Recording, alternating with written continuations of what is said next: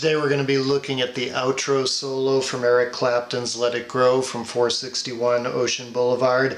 And this is a beautiful and hypnotic riff that loops and repeats. It's not very difficult. There's only one or two things that are a little challenging about it, which I will be explaining to you here. And it does follow the chord progression perfectly.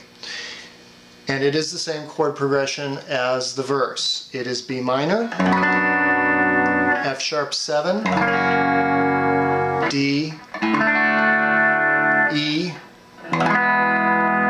G, and A. Back to B minor. And basically what Clapton is doing over that chord progression is arpeggiating those chords higher up on the fretboard.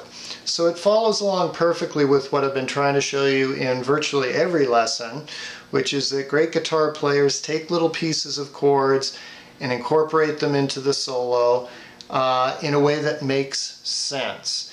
And knowing your fretboard, knowing how to play chords at 3 or 4 different places on the fretboard can open up your lead playing tremendously.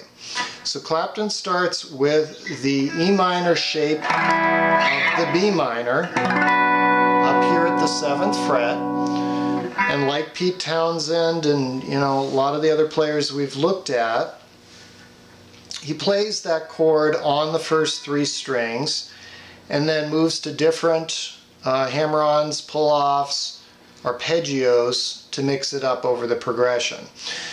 The only thing that's really challenging about the notes in this solo is that he plays it differently, the loop. He plays the loop differently the first time, and then all the rest of them are virtually the same, okay?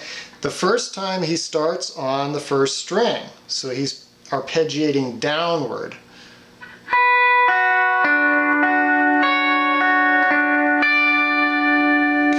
That's the beginning of the solo. So just again, 1, 2, 3, 2, 1, 2, 3, 2, 1. Now, this is a little tricky. He goes the other direction.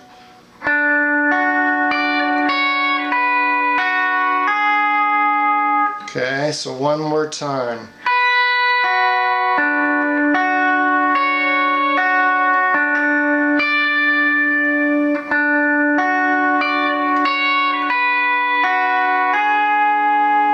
That's a little hammer-on from 7 to 9 on the 2nd string.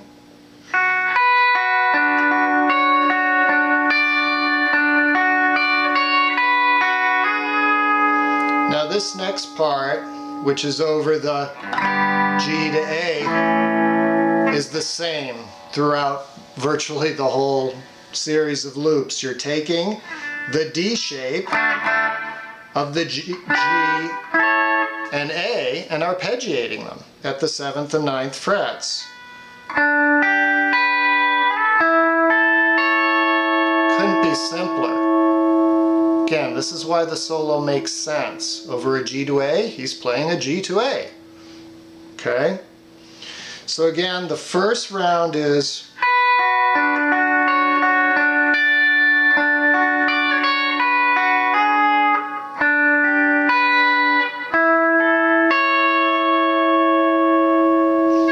from then on, he starts the B minor part from the 3rd string up instead of from the 1st string down. Okay, and he goes like this.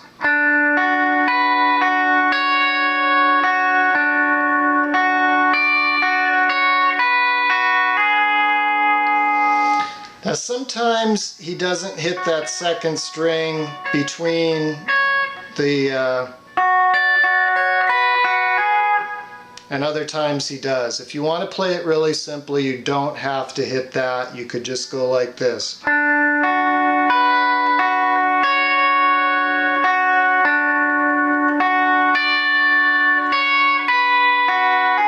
Instead of just go.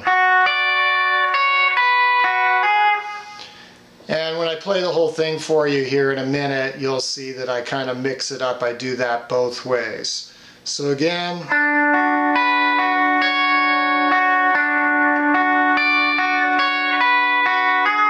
or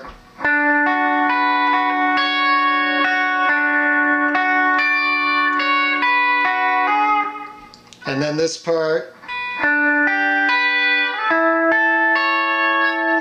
Occasionally when he does the G to A, he might hit another note like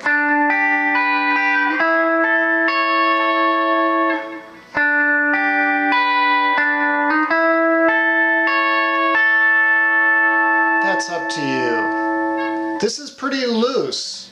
That's it. I mean, that's basically the notes. But there's another thing I think to be gleaned here, and that is practicing knowing the different chord shapes around the fretboard, which is one of the main things I'm trying to get you to do to open up your lead playing. Okay, so we've already seen the progression kind of in two different places. We've seen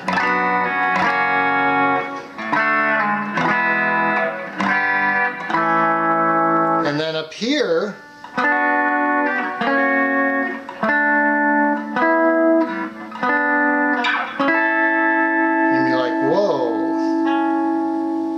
I don't know how you got that.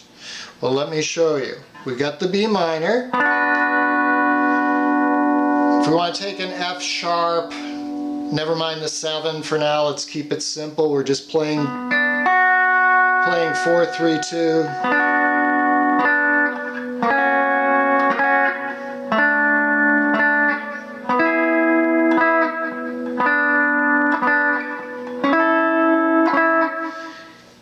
This is a good way to practice being able to find every chord within a fret or two of where you are on the fretboard. Wherever you are on the fretboard, you should be able to find basically every chord within a couple of frets if you know all the inversions and all the different forms. So what we're talking about here is B minor, going down.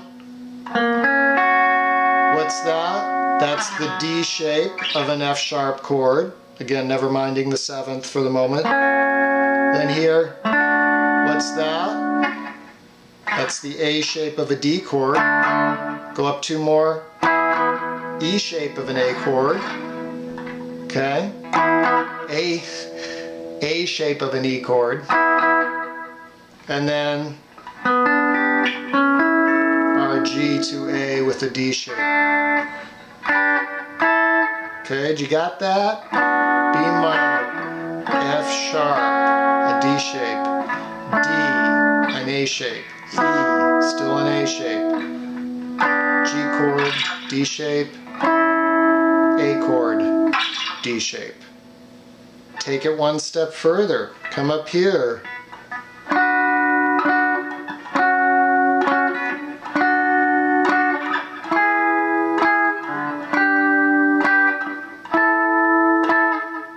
Okay, same progression, different shapes. Here, that is a D minor shape, right? You know D minor at the 1st fret. If you bring that up here to the 10th fret, that's a B minor.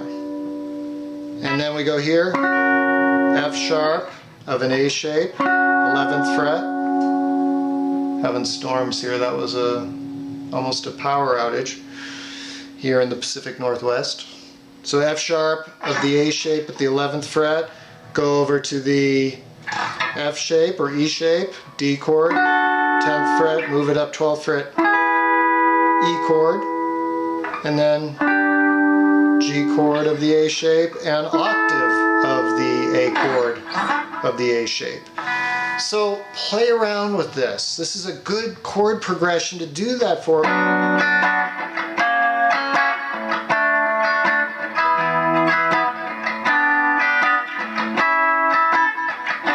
Because that's what Clapton is basically doing in this solo. Okay, Eddie? Councilman Cameron, I believe this song was featured in your wedding. Even though that was over 10 years ago, it's never too late to learn the lead, my friend. It's never too late. All right, thanks for joining me. I will see you next time.